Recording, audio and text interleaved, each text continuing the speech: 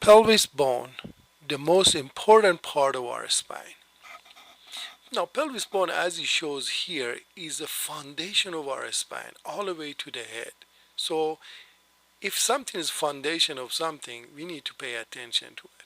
Now, normally, the pelvis has to be aligned the way it shows in this sketch. Should be in one line, should be very well balanced. The very first stage, how it gets misaligned, you can see it in low back. One side gets higher. The second stage, you will see it affects the knee, and the third, the heel as well. But from very first stage, you see that your shoulder gets affected. 90% of population, they have the first stage. But the third stage usually see affects upper back, the neck, immediately the whole spine. Although the first stage is very common, second and third stage are I see in my office a lot. Now, let's show how this pelvis usually misaligned. In here I show you two sketches that are most common. There are two that goes posterior inferior. In chiropractic we call it Pri subluxation, or anterior superior, we call it AS subluxation. Basically, this is how the joint misalign. And this is kind of important because when these two bones are misaligned, when we walk, every time we walk, we train the muscle that are around different joints in our body to get more and more misaligned, all the way from the head to toe. And you see one side, it gets lower than the other side. And as a result, the very first joint goes up is the upper back. Lower backs follow soon, and the knee, pain in the knee is not uncommon. Heels is also affected, but neck is very common as well. But the most important of all is the skull. Now the skull is important because it holds the brain. Now let's see the anatomy of this joint. The very center joint is called sacrum, and the long bone called ilium. Between them there are a joint.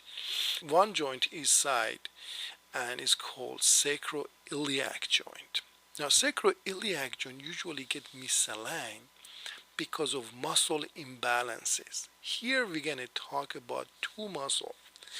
A muscle that goes from your first five vertebra goes to your top of your hip, and is called psoas major. Usually when we work out, we do wrong sit up, we mess this up. And the second one is a piriformis muscle that goes from back of your sacrum, goes to the top of your hip. And this one, usually with a lot of bad habits, we could misalign this muscle.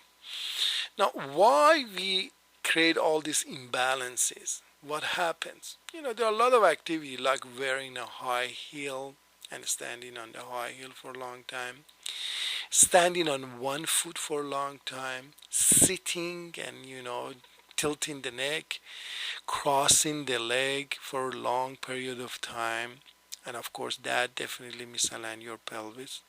Pregnancy, especially when the birth canal, exactly where the pelvic bone is, pelvis, it has to open in order to baby to come out. That will definitely misalign your pelvis.